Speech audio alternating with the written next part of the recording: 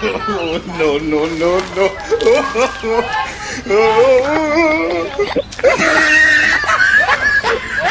So guys, এই মুহূর্তে আমরা ধান বীজ রোপণ করা কীভাবে রোপণ করতে হয় সেভাবে সেটা আমরা করব এবং আপনারা দেখবেন কিভাবে ধানের বীজগুলো রোপণ করতে হয়।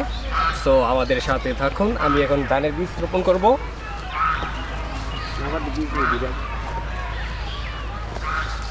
এই হলো ধানের বীজ, যেটাকে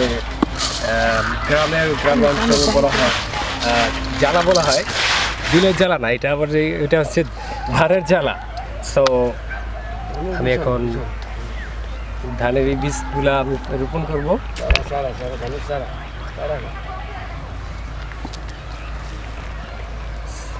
তো ধানের বীজগুলো রোপণ করতে খুবই সহজ, জাস্ট আপনি একটু ছিটিয়ে দেবেন।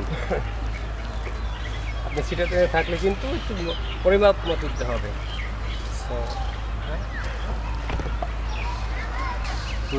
আমি রোপণ করতেছি গোড়ার দিক দিয়ে।